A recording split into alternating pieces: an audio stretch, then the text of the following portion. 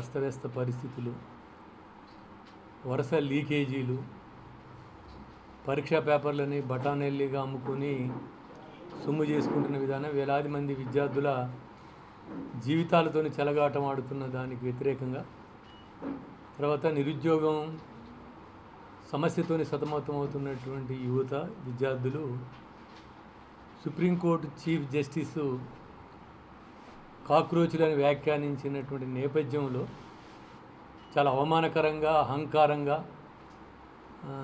ఒక రకంగా మీడియా అంటే యూట్యూబర్స్ను, నిరుద్యోగులను అవమానకరంగా వ్యవహరించినటువంటి నేపథ్యంలో ఒక అసంతృప్తితోటి, ఆవేదనతోని ప్రారంభమైనటువంటి ఉద్యమం ఇలా దేశాన్ని, ప్రపంచాన్ని కదిలించేటువంటి స్థాయికి, ఆలోచింపేటువంటి స్థాయికి రావడం అనేది అందరం కూడా గుర్తించాల్సినటువంటి విషయం.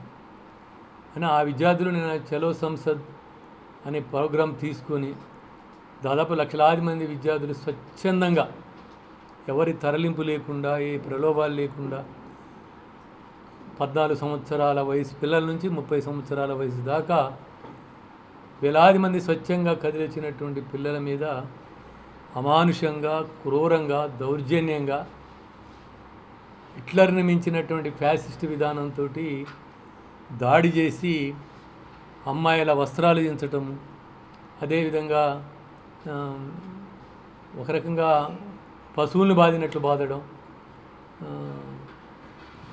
చాలా అవమానకరంగా వ్యవహరించడం అనేటువంటిది, హింసించడం అనేటువంటిది ఏదైతే ఉందో నరేంద్ర మోడీ, అమిత్ షా యొక్క ఒక నిరంకుశమైన ఫ్యాసిస్ట్ విధానాలకి తార్కాణంగా ఉంది.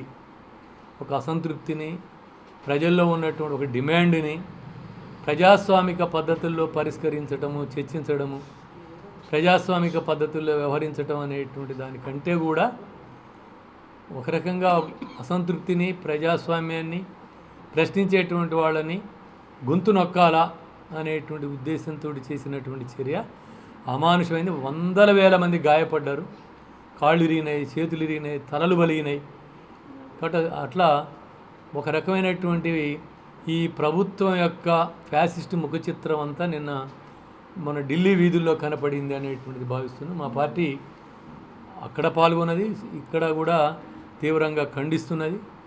ఈ ఖండించడమే కాకుండా ఇప్పుడు వాళ్ళు ఏదైతే 3 డిమాండ్లు పెట్టారు, ప్రధానమైనటువంటి ధర్మేంద్ర ప్రధాని రాజీనామా చేయాలనేటువంటిది, నీట్ అనేటువంటి ఎగ్జామ్ను రద్దు చేసి రాష్ట్రాలకే అధికారం ఇవ్వాలనేటువంటి డిమాండ్, అదేవిధంగానే మొత్తం ఇప్పుడు ఉన్నటువంటి కేసులు ఎత్తేసి దాని మీద న్యాయ విచారణ జరిపించాలా, ఈ ఘటన మీద, ఈ దౌర్జన్యకాండ మీద అనేటువంటి దాన్ని, ఈ ప్రధానమైన ఇంకా చాలా డిమాండ్లు ఉన్నప్పటికీ కూడా వీటితో పాటు మేము హోమ్ మినిస్టరు, అదేవిధంగానే ప్రధానమంత్రి కూడా దీనికి బాధ్యత వహించాల్సినటువంటి అవసరం ఉంది, నైతిక బాధ్యత వహించాల్సినటువంటి అవసరం ఉందని చెప్పి మా పార్టీ భావిస్తుంది. పోలీసులతో పాటు ఆర్ఎస్ఎస్ గుండాలు సివిల్ డ్రెస్సులో ఈ దాడి చేసేటువంటి విధానం అనేటువంటిది ఈ దేశంలో కనీసంగా ఉన్నటువంటి ప్రజాస్వామిక విలువలు, హక్కులు కూడా లేకుండా అణిచివేస్తున్నటువంటి ధోరణి ఉందనేటువంటిది మేము భావిస్తున్నాం. అందుకనే దీన్ని తీవ్రంగా ఖండిస్తూ దీనికి వ్యతిరేకంగా రాష్ట్ర వ్యాప్తంగా నిరసన కార్యక్రమాలు చేపట్టాలని చెప్పి మా పార్టీ భావించింది. కాబట్టి నిరసన కార్యక్రమాలు చేపట్టాలి. అట్లనే విద్యార్థులు, యువకులు, నిరుద్యోగులు, పౌర సమాజం మొత్తం కూడా కదిలి ఈ నిరసనకి వ్యతిరేకంగా, ప్రభుత్వం యొక్క దమననీతికి వ్యతిరేకంగా, ప్రభుత్వం యొక్క అణిచివేతకి వ్యతిరేకంగా ఆందోళనలు కొనసాగించాలా. స్వచ్ఛందంగా వచ్చి ఈ ప్రభుత్వం యొక్క రాజ్యాంగ వ్యతిరేక, ప్రజాస్వామ్య వ్యతిరేక, ఏ పౌర హక్కుల్ని కూడా గుర్తించినటువంటి విధానానికి వ్యతిరేకంగా స్పందించి ప్రభుత్వానికి తగిన పాఠం చెప్పాల్సినటువంటి అవసరం ఉంది, గుణపాఠం చెప్పాల్సిన అవసరం ఉంది. కాబట్టి అందరూ కదిలి ఆందోళన చేయాల్సినటువంటి అవసరం ఉంది. అనేక రాష్ట్రాల్లో ఆందోళన జరుగుతూ ఉన్నాయి. మన తెలుగు రాష్ట్రాల్లో కూడా ఆ స్థాయిలో ఆందోళనలకి పూనుకోవాల్సినటువంటి అవసరం ఉంది. కాబట్టి దానికి మా పార్టీ కూడా చొరవ తీసుకుంటుంది. అన్ని పార్టీలు, విద్యార్థి సంఘాలు, పౌర సమాజం, యువజన సంఘాలు కూడా చొరవ తీసుకొని చేయాలని చెప్పి కోరుతున్నాం. అట్లే రేపు 24వ తేదీ నాడు విద్యార్థి సంఘాలు బంద్ పిలిపించినాయి విద్యా సంస్థలకి, యువజన సంఘాలు కూడా మద్దతు ఇచ్చాయి.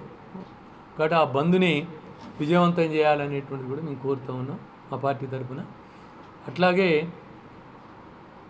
ఎవరైతే సుప్రీంకోర్టు చీఫ్ జస్టిస్ ఉన్నాడో నిన్న న్యాయ వ్యవస్థకే తలవంపులు తెచ్చేటట్టు విధంగా ఒక న్యాయమూర్తి వ్యవహరించాల్సిన కనీస పద్ధతుల్లో కూడా వ్యవహరించినటువంటి పద్ధతుల్లో నిన్న న్యాయ వ్యవస్థ గౌరవాన్ని మొత్తం కూడా బొందబెట్టిండు. న్యాయ వ్యవస్థ గౌరవాన్ని మొత్తం ప్రపంచవ్యాప్తంగా అవమానాలకు గురి చేశాడు.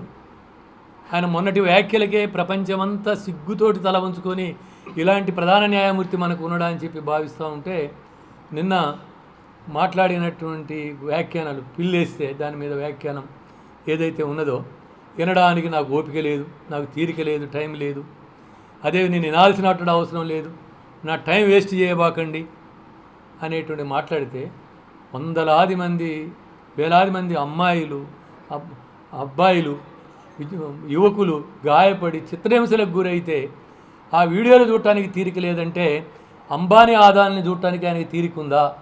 వాళ్ళ ప్రయోజనాలు కాపాడటానికి రాజ్యాంగంతో పాటు ఈ ప్రధాన న్యాయమూర్తికి కూడా తీరిక ఉందా అని చెప్పి అడుగుతాము. ఏ ప్రయోజనాలను ఆశించి ఆయన అట్లా ఉన్నాడు? రేపు రాజ్యసభ సీటు కావాలన్నా, రేపు ఏమైనా మంత్రి పదవికి గ్యారంటీ హామీ ఇచ్చిందా నరేంద్ర మోడీ ప్రభుత్వం అని చెప్పి మేము ప్రశ్నిస్తా ఉన్నాం. అందుకే న్యాయ వ్యవస్థకి సిగ్గుతోటి తల ఉంచుకోవాల్సినటువంటి వ్యాఖ్యానాలు అవి, అవమానకరమైనటువంటి వ్యాఖ్యానాలు. కాబట్టి ఆయన వెంటనే తన పదవికి రాజీనామా చేయాల్సిన అవసరం ఉంది. ఒక్క క్షణం కూడా ప్రధాన న్యాయమూర్తి స్థానంలో ఆయన వ్యాఖ్యానాలకి కొనసాగేటువంటి హక్కు లేదు అనేటువంటిది పౌర సమాజంగా రాజ్యాంగ విలువలతోని మాట్లాడేటువంటి వాళ్ళకి మేము ప్రశ్నిస్తూ ఉన్నాం. కాబట్టి ఆయన వెంటనే రాజీనామా చేసి ఆర్ఎస్ఎస్ కార్యక్రమాలు బీజేపీ కార్యక్రమాల్లో పాల్గొనమని చెప్పి మేము కోరుతా ఉన్నాం. అందుకే న్యాయవాదులు న్యాయమూర్తులు ఈ దేశంలో న్యాయ వ్యవస్థ మొత్తం కూడా ఆఖరి ఆశగా ఆఖరి దుర్గంగా హక్కులన్నీ హరించబడుతున్నటువంటి సమయంలో ఒక ఆఖరి అంతిమ శ్వాసగా ఉన్నటువంటి న్యాయ వ్యవస్థ కూడా ఇలా వ్యవహరించడం అన్నట్టు పట్ల చాలా అన్యాయంగా ఉందనేటువంటిది భావిస్తూ ఉన్నాం. కాబట్టి అట్లనే ప్రధాన మీడియా పాత్ర కూడా ఇలా ప్రశ్నార్థకంగా మారింది. ప్రధానంగా జాతీయ మీడియా పాత్ర అంటే ఆ మీడియా కూడా తనకు తాను ఆత్మపరిశీలన చేసుకోవాల్సినటువంటి అవసరం ఉంది ఉద్యమం పట్ల అనేటువంటిది. ఏ ఉద్యమం పట్లనైనా ఆత్మపరిశీలన చేసుకుని ప్రజల తరపున ప్రశ్నల తరపున ప్రజాస్వామ్యం తరపున నిలబడాల్సినటువంటి అవసరం ఉందని చెప్పి మా పార్టీ భావిస్తుంది.